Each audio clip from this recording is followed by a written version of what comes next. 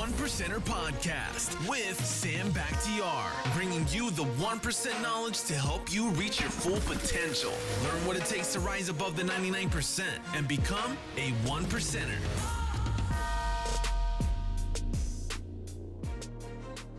Hey guys, what's going on? Welcome to another episode of One Percenter Podcast. This is your host, Sam Bakhtiar. I have a very good buddy of mine, Jeff Fenster, in the house. What's up, Jeff? What's up, Sam? Thank you so much. I'm so excited to be on your podcast. Brother, big fan. Brother, I'm a big fan of yours, man. I was doing more and more research on you, and the more and more that I've learned about you, the more and more I'm impressed. You are someone who were on your way to become a lawyer, you know, and then you decided you didn't want to do that. You got your fiancée pregnant. You moved with your parents. And you went to work for a very reputable company. And you'll talk more about that, what happened in that journey and why. It's not a good idea. You think you have security, you don't. Yep. You know, then that's after that is when your entrepreneurial journey started. You did one thing after another. You had some successes, some failures. And at one point, you did some great things. You sold your companies. You were sitting high, but then you were just at home with nothing to do, getting on your wife and your kids' nerves. They were like, Jeff, get the hell out of the house and do something. And what you did was, you know, you found your why. And your why is to be able to bring good, nutritious nutrients to people. And you're going to talk more about why that's so important. Mm-hmm. And now you are, you know, owner of Everbowl. That's right. You know, and we're going to talk about your locations, how they start expanding and what they're doing for that. And also you have a concept called Uninvolved. Yep. You know, we want to talk about that a little bit. I would love to know about that. And, you know, we're going to talk about your new venture with Forbes.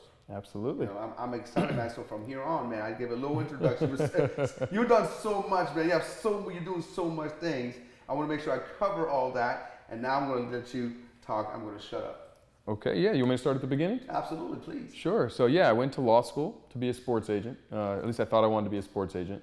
My mentor, Dave Meltzer, was the CEO of Lee Steinberg. Shout out to Dave. Big shout out to Dave.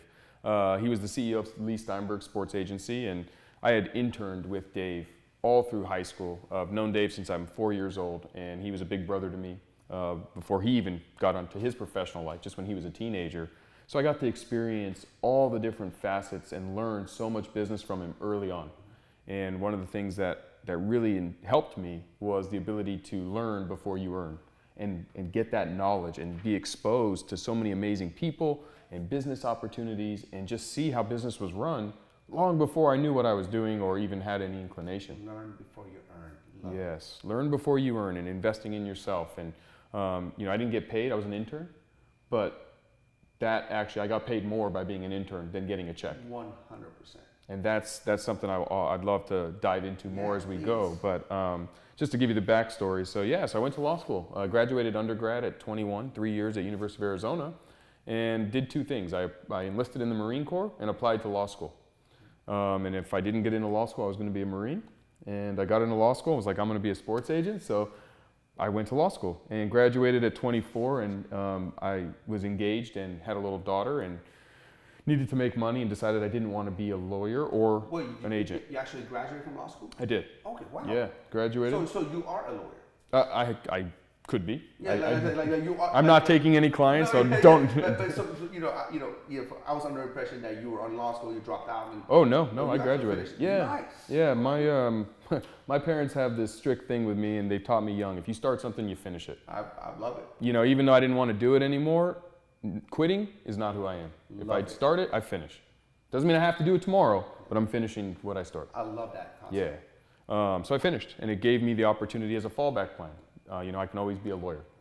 But yeah, so I needed to make money and didn't want to practice law. And a friend of mine worked at a reputable payroll company called ADP. Mm-hmm. And I was like, oh, look, I can sell. I learned solution selling with Dave, and throughout my high school journey, I had sales jobs in college. And so got a job at ADP as a sales rep. And it was funny because I had to do a special interview because I'm the first person to ever get an interview with them that had a law degree, because they usually hire just college graduates. Yeah. So they're like, well, what do you want to work in a sales rep for?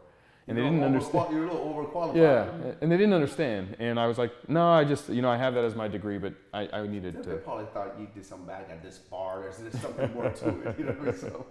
Yeah, probably. So yeah, I got a job at ADP, and really quickly I was successful. I leveraged relationship capital and a lot of the lessons I learned along my journey to basically be successful there, to sell payroll. And was the #1 sales rep in the country my first 6 months. Set records and got a lot of recognition and money, and it was great. I built my big ego. My head was probably this big, and my wife, or fiance at the time, was probably not happy with the size of my head and how amazing I thought I was. Well, you're young, you're making that kind of money, man. Yeah. You're at the top of the world. So I mean, when you make 6 figures in 6 months at 24 years old, yeah. it's definitely. You're P. Diddy at that time. You think you are? I was too. I've done that. Yeah, you think you are. Yeah. And I earned this very special bonus, this $17,000 bonus, which I was engaged and I had just bought a house. And so I had used all the money I'd earned and it was all gone. And I had law school debt and I wanted the $17,000. And I went to my boss and I said, "Where's my money? Where's my money?" Exactly. It was January. I'll never forget. It was January. I walked in and I said, "Hey, I earned this bonus in December. When do I get the check?" And they told me at the end of the fiscal year. And I said, "Hold on. I'm a sales rep. I eat what I kill every day. That's what I'm saying. You pay me a commission to hunt, and when I hunt and I kill, I can't eat? I don't eat for 6 months." I wasn't okay with it. So I raised major shit and a major stink inside the company. I said, "Let me speak to the next person. Who do I talk to?" And I kind of argued with them for a while. And I finally threatened to quit if they didn't pay me. I said, "Look, I'm your top sales rep. If you don't give me the money, I'm gonna quit." Thinking there was no chance they were gonna let me quit. Like, oh, it's $17,000. Like, this is nothing. I had already sold over $500,000 in payroll services. So we're talking a drop in the bucket here. But they said, "There's the big door. Go ahead, leave." Best thing that ever happened to you? Best thing that ever happened to me. So I went home that day. I told my fiance in our new house, I have this idea. I'm gonna quit this amazing job. We're gonna get out of this house. We're gonna move in with my mom and dad and our little daughter. And I'm gonna start my own payroll company. And my fiance said, "Yeah, I support you. If this is what you wanna do, let's do it." And there was 2 things that happened that day. Number 1, I knew I was marrying the right woman. Mm-hmm. This was my wife. She was ride or die. Yeah, she was supportive of me yeah. and wanted me to be successful and happy. But number 2, I realized, okay, now I gotta actually go do this thing. Now my mouth wrote a big check. It's time for me to figure out what the hell I'm doing. My mouth wrote a big check. I love that. Yeah. So I quit the very next day. I walked into ADP and said, "I'm out." And convinced a buddy of mine to join me. And we started our own payroll company out of my mom's kitchen called iChecks and grew it and ended up raising private equity capital, opened offices in Orange County and San Diego, clients nationwide, changed the name, grew it and scaled, and eventually exited that company at the end of 2010, beginning of 2011. And that was my first entrepreneurial journey. But what I learned there was invaluable to the rest of my life, which is I'm a serial entrepreneur. I'm not a payroll specialist. Yeah. I'm not a one thing. I'm an entrepreneur. I find opportunities. I love creating companies. And I think it's so powerful to understand what kind of entrepreneur you are, especially today when that word is sexy. Is there different kinds of entrepreneur? I believe there are, because when I started, everyone was like, "What are you doing starting your own company?" Like, it was almost like voodoo. Yeah, Don't do that. Yeah. That's for degenerates or people with $1 million ideas. Yeah. You know, back in the day when somebody came, I remember one of my friends, his name is Dan Charlie, we're close friends right now.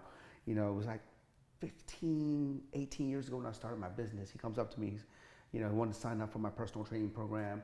I said, "What do you do?" He says, "I'm an entrepreneur." I go, "Who? What is that? I've never heard of that." Yeah. When he said entrepreneur, and not everybody and their mother's an entrepreneur. Mm-hmm. So I would love to learn more about the different types of entrepreneur. Sure. Yeah. So I attribute it kind of like a doctor. What kind of, I could be a doctor, but what kind of doctor am I? Makes sense. Right? Because if I'm a heart surgeon, you don't go to me when you break your bone in your foot. So true. And if you need a heart surgeon, you don't go to an orthopedist to have heart surgery. So what kind of an entrepreneur are you? And it's important to identify that, because when you know what kind of entrepreneur you are, and what I mean is, are you the kind of entrepreneur that you've been doing one thing, you're an expert in that one thing, and you want to build a lifelong business doing that one thing? So I'm a CPA who works in a CPA firm, and I want to start my own CPA firm. That's great. I'm an entrepreneur. It's a one and done kind of thing. Or one thing you're going to do forever. The next one is, you're an entrepreneur and you're not the person who starts the company, but you join startups. You join someone who does create a company, and you are a disruptive financial expert, and you can create systems to be a CFO in a startup, where there is no track, there's no blueprint, Yeah. there's no roadmap to follow. You need to create those and be an entrepreneur, but you're not going to start the whole company, Yeah. right? You're going to be the number 2 or the number 3 or the number 4 or the number 5 at a startup. You're still an entrepreneur. You're joining a startup that has no proven track record of success. Yeah, that's you're getting equity in the company to do it, and you're taking that leap with the founder. You're an entrepreneur. Yeah. And understanding that, because I think too often people think they have to start the company to be an entrepreneur. It's not true. I wouldn't have any success without entrepreneurial minded number 2s, 3s, and 4s with me. Yeah. My partners, who are, I mean, a lot of what we do is them. Yeah. I ride their coattails. I love how you not here saying, hey, I did this all. I founded it. No, you came up with a foundation. Correct. And you're smart enough to understand that you can't do it by yourself. You need smarter people in your corner. And I love that, because a lot of times when I get some guests in here and they're like, oh, I did this and I did that. I'm like, dude, how about your team? You always credit your team, man. I just want to give you props for that. Well, thank you. I have a saying that I say. It'll be one of my quotes in my life, and it's, I like to be the dumbest person in the room. I want to surround myself with rock stars, because I don't know how to do a lot of the things that great people do. And the way you attract talent, and if I can give advice to entrepreneurs out there who are trying to figure out how do I get talent to join me on my journey and elevate my company, don't overshadow them. Let them get the credit, bring them in, give them the freedom to be excellent, right? I don't know how to do financial things. So my CFO, come in, build all of our systems. You are excellent at that. I'm the dumbest guy in the room. Yeah. And if you're the smartest person in the room, 2 things. 1, find a new room. Yeah. And 2, lose the ego. Yeah. Because ego will kill you. Ego is the worst. You don't know it all. Nobody knows it all. You know, I agree with you 100%. Yeah. And so the last kind of entrepreneur is the kind there's other kinds, but the kind I am is a serial entrepreneur. And not cereal like Cheerios, but cereal in that my wife will say a little bit of a degenerate entrepreneur, because I love startups. I like to solve my problems with startups. I like to start companies. I have visions and ideas of taking nothing and getting it going, bringing in the team around me, and using to make it happen. You're the visionary. Yeah, in one way, yeah. But I'm not the best at a lot of the operations and execution. Well, usually visionaries aren't. Right. You know what I mean? When I talked to, Wozniak, he said he was the guy behind Steve Jobs. Steve Jobs was the visionary, but he was the guy who was actually writing up the programs and all that kind of stuff. So we need both for a company to be successful. Right. You need both. Yes, and you need to be around the right ones. Yes. And so I like to start companies. So what I learned from my payroll days was I like startups. So I found opportunities, and I travel through my life, and I look for opportunities to start companies, and I start them. And I've started, almost 14 companies now, 13 companies in the last 12 years, and they solve some problems. Some of them have been great. Some of them have been complete failures. Doesn't matter, right? Well, I love it, man. You said some of them have been great, and some of them have been failures. Yep. You know what I mean? A lot of people think that, okay, they're going to start up something, and that one thing is just going to go crazy. Mm-hmm. And when that one thing doesn't go crazy, they get all sad, and they go back to their little room, and they cry, and they don't want to do anything again. That's right. You just said, I've started up many. Some of them were complete failures, didn't do as good, and some of them were just great. And that's exactly, for those entrepreneurs who are listening to this, it's what's going to take for you to be successful. You're not going to hit a home run every single time. You got to keep swinging, and keep swinging. And one of those times, you're going to hit hit a home run. And even if you don't hit 10 singles, that's good too. Yeah, I mean, if you have 10 companies, that are making you 5 figures, right? I mean, that ain't bad. That ain't bad at all. I'll take it. You don't gotta make one company that make you 8 or 7 figures. Right. You know what I mean? Hey, I'll take 10 companies that make me 5 figures. I'm good. Well, what I love about your podcast and why I'm so excited to be here is the 1%, because we have one of our 5 core values at Everbowl and in my company is Kaizen. Love Get it. 1% better every day. And by getting 1% better every day, you can elevate yourself to be in the 1%, because the 1% gets better every day and invests in themselves and figures out that it's not, everyone always looks at the end result. Yeah. Forget the end result. It's the journey. Yes. Right? And yes. every day we build to that end result. Chef, how do you get better 1% every day? So the first thing I do, and this is something I actually learned from Dave, and it started with 4 minutes. I invest 4 minutes, now I do a lot more. I wake up actually at 4:30 and I do 2 hours, but I invested 4 minutes a day in myself, reading, learning, and elevating my education. So now I wake up at 4:30 and I spend 2 hours a day learning something. Right now I'm learning Photoshop. Not because I ever plan on doing much with it, but because I'm trying to build my personal brand alongside my companies, and I need to create content. And I'm outsourcing so much, and some of them is trivial little things that if I just increase my education just a little bit, I can now make myself more capable. I can be in more conversations. I know how to ask for what I need from the experts. So I invest in myself, and I'm learning something all the time. I was, when we were waiting for the podcast, I was in your office, and I was blown away at the number of books you have. And that is what I think not enough people do, is they don't realize that you need to learn. Yeah. If you stop learning, you die. You're dying. You're dying. You're dying, man. I love it. I love, one thing that I've known is that your brain stays young by learning new things. Yep, it's a muscle. Yeah, exactly. Just like if you don't use it, you lose it. Like muscle. You gotta keep learning. But sometimes, as we get older, we don't want to do that. We just want to know what we know. Yep. And we don't want that. And then there's people that are going to come and tell you, oh, you know what? Why Photoshop? You can delegate that for this and that. But it's not even about that. It's not. You're not trying to save money. You're trying to just increase your knowledge. Correct. I truthfully will never use Photoshop in my life. I will never use it. Yeah. Like personally, I will delegate that to someone who's better at it than me. Yeah.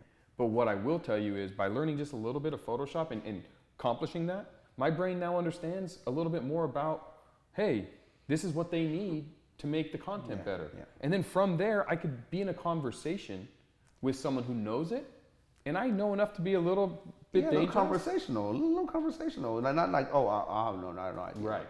But the more you know, the more conversations you can enter. And I wouldn't have any success if I didn't understand the power of relationships and relationship capital. And the way you build relationships is by being more interested than interesting and engaging in conversation with people. And the more information you have, the more conversations I can be a part of. Profound. Right? Profound.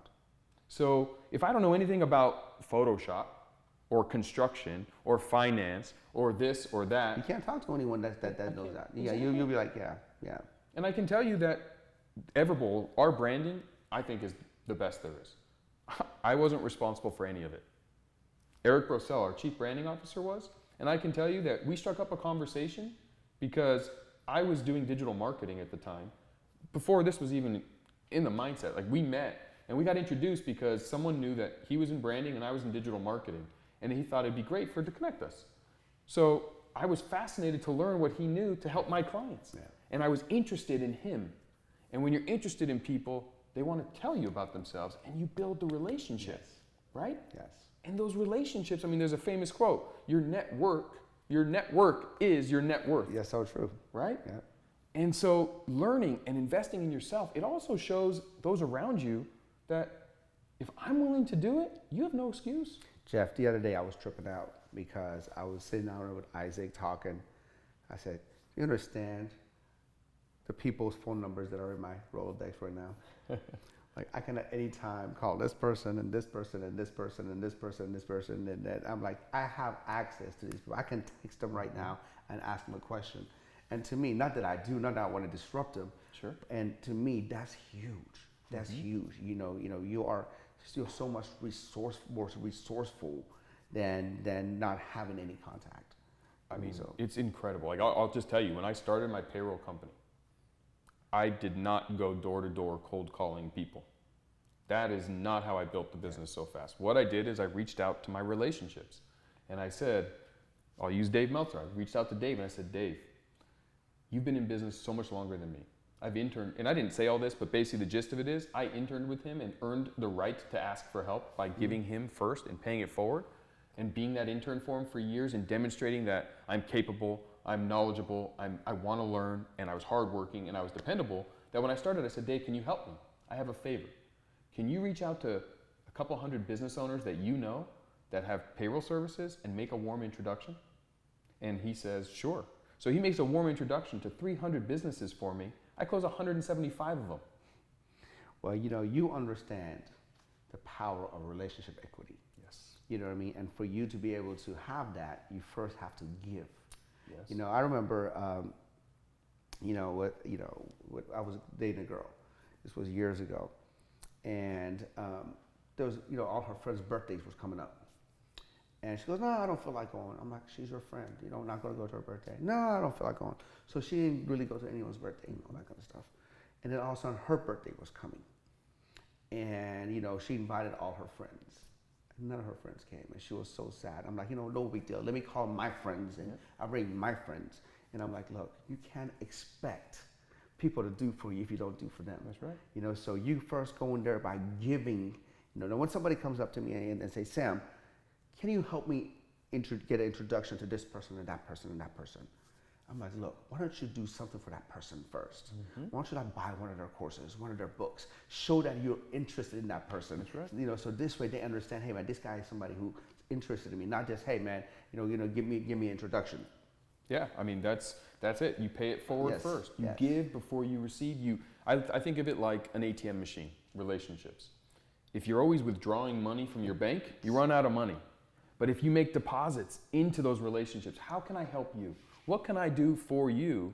Then there's plenty of currency in there when you need something back. I love that. Right? I love that. And it's not just like, you shouldn't think of it just like money, because it feels kind of icky. Good. But if you genuinely care, right, with passion, and you're like, I want to help. Currency is just not money. Currency is relationship. Right. Currency is it could be so many different things. Mm-hmm. So that's relationship currency. You deposit it, and every once in a while you can withdraw. That's right. And you've earned the right to, because you've built up a balance. Yes. And anyone who has money in their bank knows that when you want to buy that nice thing and there's money in there, you pull it out. Yeah. And if you're only thinking about yourself, you run out of money. Yeah. Right? That's living paycheck to paycheck. Yeah. And you run through relationships, and people go, all that this person does is ask. Yeah. And we all have them in our lives, right? Those people that just ask. And it's icky. Yeah. It's never ending. It's never going anywhere. It's never going anywhere. They might have little short-term success, but they'll never have long-term success. Correct. So I've always tried to pay it forward. What can I do to help? And I make myself available to people that I don't know if I'm ever going to need anything from them. One of the very first things I ever spoke at a conference, I was a speaker at this conference, and I showed up like this. And today it's much more acceptable than it was in 2009. Yeah, for sure. Right, in 2009 everyone was wearing a suit, and there I was with a hat and athletic pants, because I've always been just me. And I was mingling with the crowd beforehand, and everybody I was trying to introduce myself to and talk to was talking over me. Like, oh, nice to meet you, but trying to get over to speak to someone that they thought was more important, because they didn't think I had any value. And then I went on stage and spoke. And you should see the eyes of the people I met. And they were like, oh my God, that's the speaker? And I was talking about the power of relationship capital. The power of, you don't judge a book by its cover. You don't know if that maid, that gardener, that painter, that chef, that president of the United States, that CEO, it doesn't matter what position they have. Yeah. You don't know who they are. You don't know who they know. You don't know how they maybe impact your life in a positive way. Yeah. You treat everybody with respect.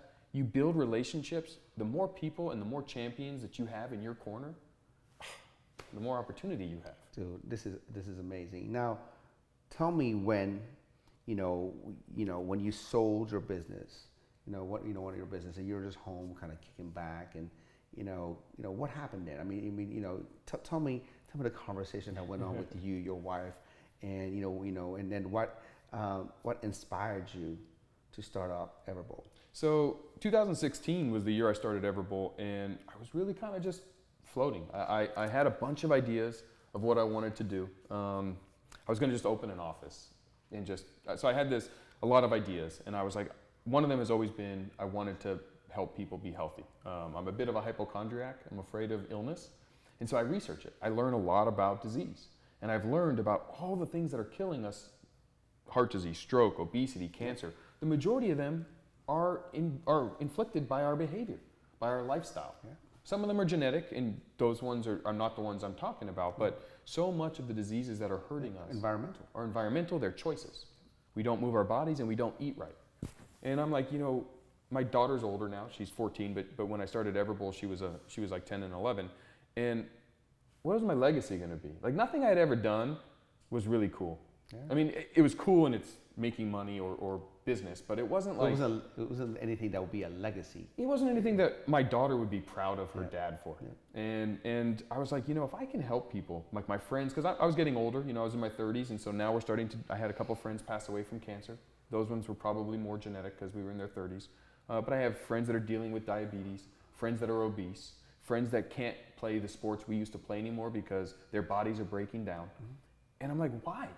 Why are we so educated in America, but yet still killing ourselves with our choices? And I came to the understanding that I needed to help. I needed to do my part. And being that I've always imported superfoods into my house and I eat this way, and I used to trick my children. So when my daughter, my oldest, was 3, me and my wife were fighting over how to get her to eat vegetables. And well, let me know, man. I'm struggling with that. I have it for you. Please. You ready? Please. So her favorite dessert was Cool Whip. Okay. Okay. One of hers is that same way. Okay. So I'm listening. Yep. So she'd be like, Dad, I want Cool Whip for dessert. Okay, eat your zucchini. I won't eat the zucchini, but I want Cool Whip. And it was tears and crying. She's 3. Yeah. So finally, it was my turn. My wife wasn't home, but she's like, make sure. I was gonna say, I tried that. I failed. Okay. Yeah, me too. Me too. Okay. But and my wife, my wife would fight, and it'd be a whole thing. And then either she would finally eat it and get the Cool Whip, but my wife wasn't home, and I was calling her. I was like, Olivia wants Cool Whip for dessert, and she's like, make sure she eats her vegetables. So I was like, okay, sweetheart, eat the vegetables. And she wouldn't do it. So finally, I just got fed up. I put the Cool Whip on the zucchini, and I handed it to her. She ate it. She loved it. Nice. And I came to this epiphany that if I can trick her to eat healthy, she'll eat healthy. Nice. But we just need to trick ourselves, right? So make it taste good. Make it taste good. So I started to just play with that. So I was like, oh, well, what else can I put Cool Whip on? Here, try these carrots, right? Try these peas. They don't know better. So that was the birth of what ended up becoming Everbowl, which was, I need to trick adults to eat healthy. I needed to recreate and answer the excuses we make as to why we choose to eat something bad for us. So what are those? So, good question. So there's 4 of them. I mean, there's many, but they all can be bundled into one of these 4. That it either costs too much money to eat healthy. It's true though. It's true. Like, I mean, you can go to McDonald's for like $3 and eat pretty good. Yep. You know what I mean? But if you want to go eat a chicken breast, I mean, just go. I mean, if you go to McDonald's and get a cheeseburger or get a grilled chicken sandwich, it's like 2.5 times more money to get a grilled chicken sandwich. Oh yeah. Now, if you want to, eat some, if you go like buy some fish and some shrimp or something healthy, it's a lot more expensive than going buy like ho-hos or a cake. 100%. You know what I mean? So I get that because I mean, I own gyms. Yes. So we get that complaint all the time, man. Oh my God, it costs too much. Yeah, and it's because the government subsidizes a lot of the unhealthy foods, and yeah, McDonald's buying power. I mean, yeah, they can sell me 2 cheeseburgers and fried potatoes for less than I can go get a fresh potato at Whole Foods, right? So it costs too much. That's the number 1 excuse. The number 2 excuse is it doesn't taste good. True. Right? I mean, the deep fried Oreo tastes better than a salad. True that. Right? Nobody can argue that. So taste. And then the third one was it doesn't fill me up. Well, yep. If I eat a salad, I'm hungry in 2 hours. If I eat a double cheeseburger, French fries, and a Coke, I'm full. Yes. So I'm going to eat that. And then the last one is accessibility. They can't get it. I have an hour for lunch, a half an hour for lunch, and I drive into the shopping center and there's 5 fast food restaurants, and that's my choices. And I'm not going to make my food because I'm lazy or I don't have the desire or the time. So, okay. But I don't want to deal with that one because that's too hard to solve. I want to solve those 4. So Everbowl was built to solve those 4 excuses, which is I was going to provide you superfood bowls at an affordable price. So when we opened, a Big Mac meal was $7.94. So my price was $8, right? Subway for a foot-long chips and a drink was $8. 2 slices and a Coke at a pizza place was $8. So $8 was your lunch, I'm $8. And I was going to back it in. And you're getting something delicious and nutritious for you. Well, so we create superfood bowls, but I can promise you come to Everbowl, you will find them delicious. We have a couple things called a Dream, which tastes like a Reese's peanut butter cup. Oh, yes. Peanut butter? You're talking that Dream? Oh, yes. I might have to go to one of your locations And now. let me tell you what's in it. It's a full serving of spinach, peanut butter, dark chocolate, cacao, blueberries, and banana, and it will change your life. Bro, I'm fasting right now, so Sorry, my bad. You just made my stomach go. I think the mic picked it up. My stomach goes. That's awesome, man. That is amazing. Making a difference in people's lives. You saw a void of of something being able to nutritious, make you feel full. Yep, and because an we give you a price. big portion, 24-ounce bowl with unlimited toppings. You tell me what you want in it. I don't charge you if you want this, this, and this. My biggest pet peeve when I go to a restaurant is I'm like, can I get rice instead of quinoa? And they're like, that'll be $2. charge. Yeah, $2. I'm like, for what? Yeah. I didn't ask for both. Yeah. If I ask for both, charge me $2. Yeah. I'm substituting. You keep the quinoa, give me the rice, or vice versa. Why do I gotta charge me $2? So true. It drives me crazy. True. So I was like, well, I'm not doing that at Everbowl. You want this? We're gonna give it to you. There's no upcharge. Which is not the best way to profit. Correct. But it's the best way to serve your customers, and that's your core value, and I love that. Yes. Well, I mean, I think there's lots of ways to make money. And if you chase money, you know what happens? You repel it. It runs. Yeah. Chase anything. Yeah. Go chase a rabbit and watch what happens. Go chase girls. See what happens. Exactly. I mean, if you're single, right. Everyone out there is always like, I just can't figure out how to make money. Stop chasing it. Yeah. Do something valuable. Provide value. Money comes. Yeah. It'll come to you. Yeah. Right? And so we built Everbowl with that idea, which was like, you know what? I don't care if I make money on you or not.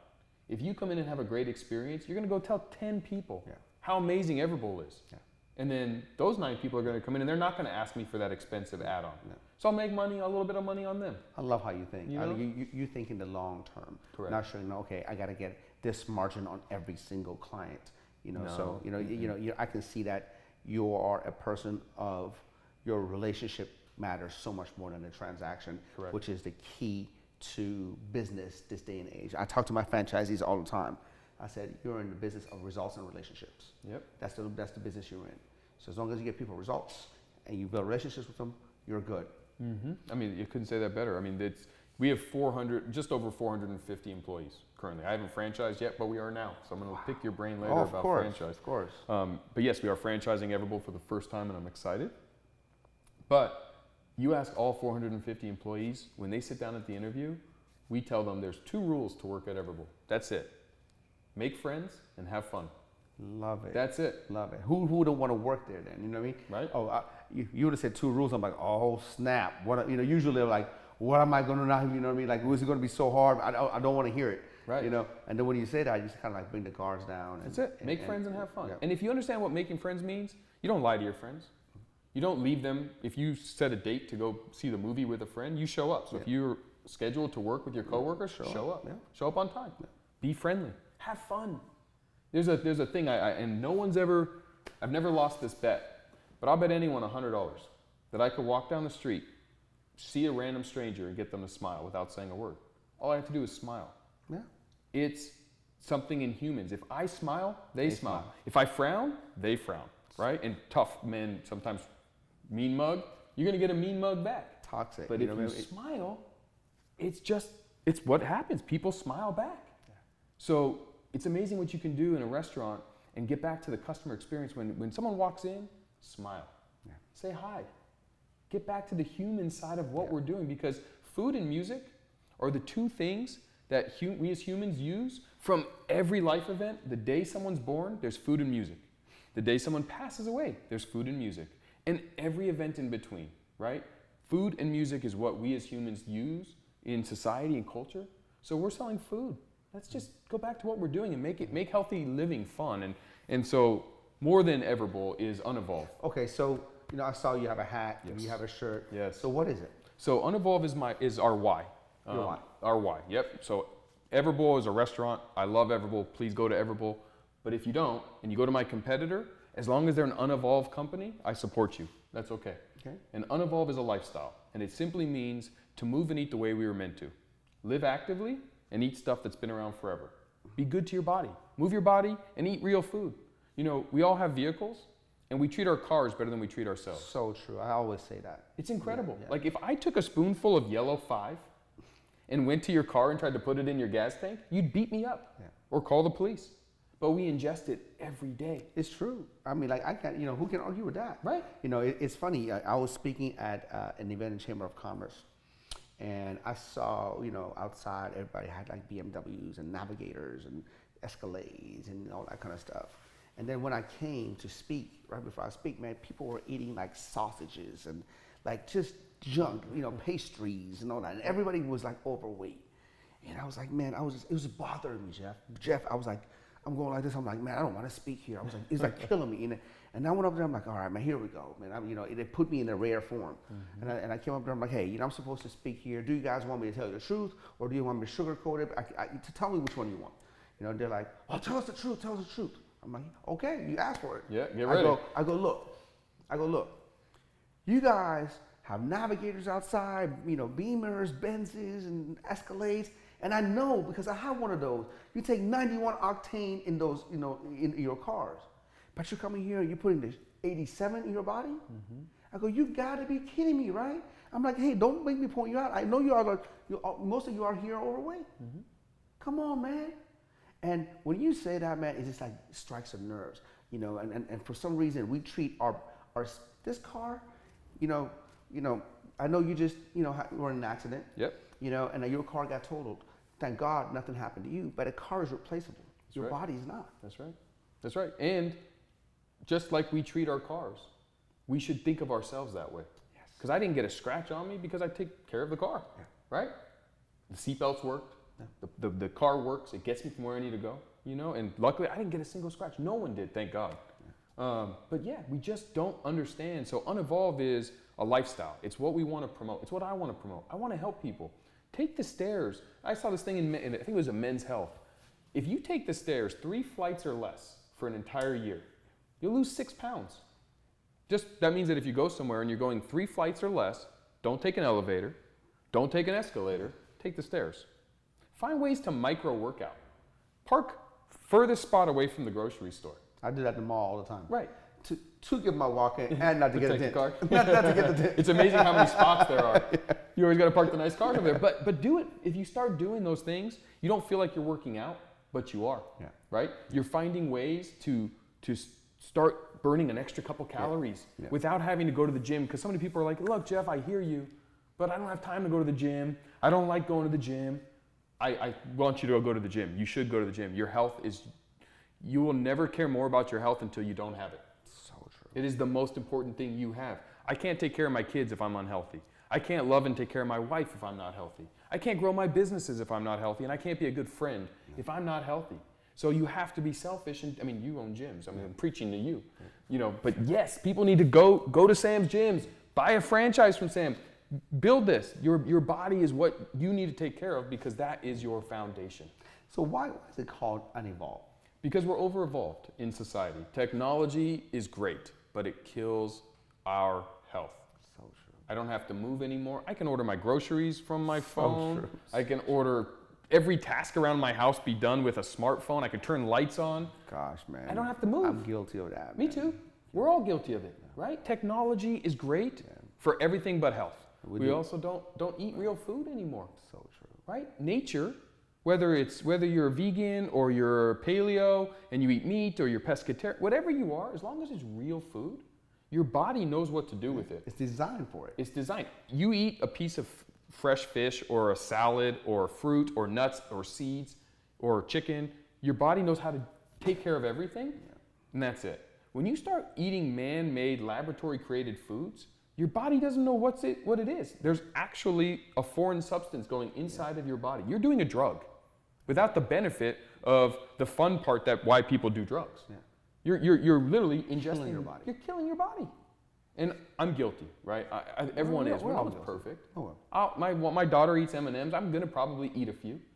I don't want to. No, we're not saying that. Okay, live in a bubble and don't do and all that kind of stuff. Well, what we're saying is make better decisions. Get 1% better every day. Yeah. If today you choose one snack to eat healthy, and do that for a week or a month, guess what happens month 2? You find one more way to eat healthy. Find one more way to take the stairs. You know what a fun thing to do if you watch a lot of TV? Stand during the commercials. The 4 minutes. Unless you use one of those DVRs and you don't have commercials. When you're choosing your channel, stand. Then sit. You watch a sporting event, when it goes to commercial, stand up. Right. It's amazing what those little things do, right? It builds, and it doesn't feel like you have to change habits because it's very hard to change a habit. It's very hard.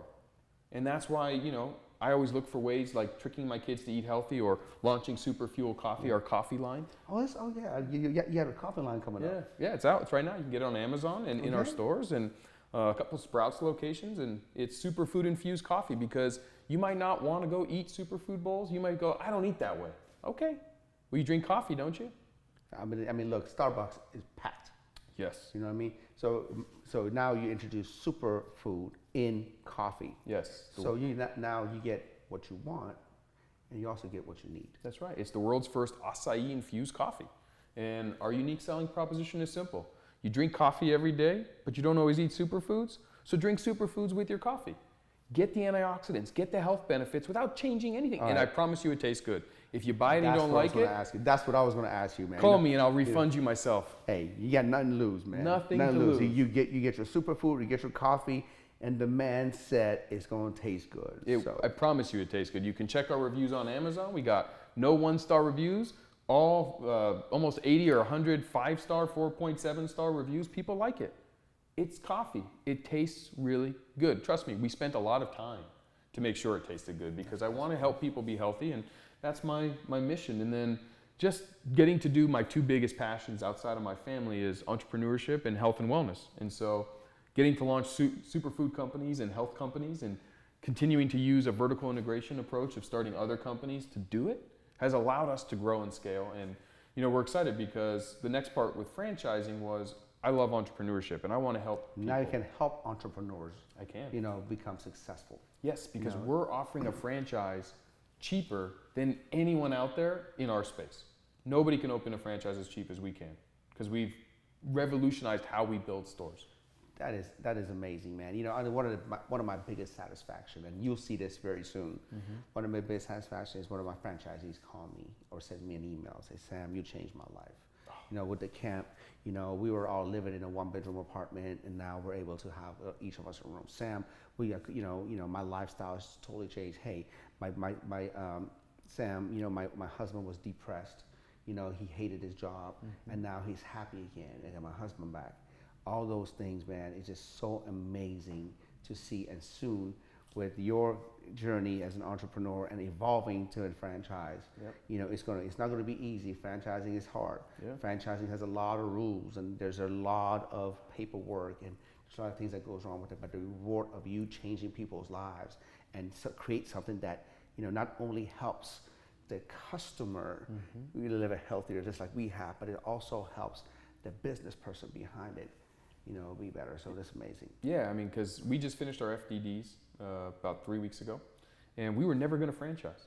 I was like, I don't know anything about franchising. I don't want to franchise. But we got over 500 franchise requests without ever asking anyone or telling anyone we franchise. And I was like, you know what? If people love what we're doing and I can help them be successful and we can create a model that allows them to grow and build wealth in a business and achieve their financial dreams while improving people's health. Win-win. Sign me up. I'm in. I'll work tirelessly to do that. Yes. And so we are. And I'm really excited. We just literally announced that we're franchising 2 weeks ago, and we're getting inundated now with more requests. Yes. So now I have that problem of finding the right. And you're going to have most of your franchisees in the beginning are all going to be your customers. Yes, that's what they're all on. Because they love what you do. They love what you created. They're already a raving fan of you. Yeah. And now they want to be like, hey, I want to do that for other people. Yes. That's how it all starts. So tell me about your new venture with Forbes. Oh, that's huge, bro. That's huge. Thank you. This was unexpected but awesome. Yeah. I was recruited by Forbes to be a Forbes professor. So Forbes School of Business and Technology, their online college platform that's partnered with Ashford University, and they were looking to find entrepreneurs, both the big companies that everyone knows and startup entrepreneurs and all walks of life for anyone who's trying to learn how to do business. And the online education space is exploding. That's the future, right? Traditional colleges, they won't be around forever. Yeah. People learn online. Oh, we know. And Forbes is reinventing themselves with this online education, and they have the Forbes School of Business and Technology. So they recruited me, and we came to a deal, and I did a course on basically starting a company and helping people who are either entrepreneurs and wanting to be an entrepreneur, but either don't know how to get started or don't know what to do, or you started a company and you just don't know really how to get going now. Like, okay, I did the paperwork and I'm getting no traction with using some systems that I've used time and time again. And being a serial entrepreneur, I enter new industries with zero experience. And one of my other quotes is, I think experience is the most overrated prerequisite to start a company. Oh, you build experience as you go. No one has experience till you do. Yeah. I don't care how many times you've how long you worked for someone. You may know a little bit about the industry, but I'm going to tell you that's not a strength.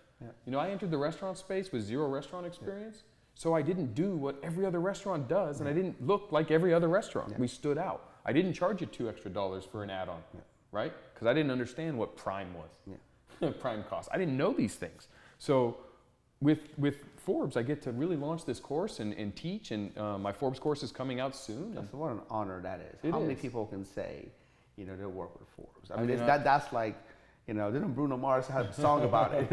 Like everybody wants to be associated with Forbes, and you're a professor now. Yes, Forbes, man, at such a, which I believe is a young age, because when I'm thinking about professors, I'm thinking about somebody in their 50s and 60s, professor, and you're at age 36. Yes, are going to be a professor of Forbes, man. Well, bro, I'm blown away. Well, I'm hoping that I can add value, and really, to your audience or my audience or anyone, if you have questions, I want to be a resource. I do. I want to pay it forward. I understand a success formula because I've been privileged and blessed to have been mentored by so many amazing people that have shown me what and how to do it. I didn't come up with all of this on my own. I've learned from amazing people, and I owe it to pay it forward just like they gave it to me. And if people have the desire to want to learn and they want to change their life and empower themselves, then damn it, I'm here as a resource. If I don't know, let me introduce you to someone who does. We're gonna, my listeners are gonna hold you up to it. So please. If that's the case, where can they reach you? Absolutely. What's the best place for them to reach you? Where can they find out more about you and reach you? Well, my Instagram is Fenster Jeff. LinkedIn is another great location, and Facebook. And then pretty soon, now that I'm doing this thing with Forbes, jefffenster.com is coming online. It's not online yet, but it's being built and will be there soon. And email me, call me, connect at jefffenster.com. I want to be a resource. I want to help. If you have an idea, you're a entrepreneur or an entrepreneur, please let me help you. If I can't help you, let's be friends. Let's just make a relationship, because rising tides lifts all boats, and I want to do it together. Well, guys, man, I don't know if you're blown away as much as I am, man. The guy is a beast. Went to law school. Serial entrepreneur, started his payroll company. First worked for a different payroll company, and then didn't like the way they were structuring and paying him. He quit, which was the best thing that he could do, Then he went and started his own. They had series of entrepreneurial, journeys. And then he now finally was like, I want to do something that I love, something I'm passionate about, something that's going to impact the world in a positive way. And now that he has evolved, not only if it's impacting the consumer, now it's a business opportunity for other people to go and impact, so much more by you having franchising, that kind of stuff. And now you'll build your credibility so high that you got contacted by Forbes to be their professors. Dude, Jesus. I'm gonna love just watching you from the sideline grow. I really appreciate you for being here, man. God bless you, and I cannot wait to see how everything evolves. Well, thank you so much. It's truly a privilege and an honor, because I've been a huge fan of yours. Not only are we friends, but I'm a big, big fan of everything you do and how you inspire people to get into the 1%. So just the honor of getting to sit here with you today and be on your show. Thank you. Thank Jeff. Thank you for being on the show, brother. Thank you so much. Hey guys, if you like today's episode, do me a huge favor. Go ahead and leave a comment below, subscribe to the channel, leave me a review, and tag a few friends that you think can benefit from what we shared today. Really appreciate it. God bless.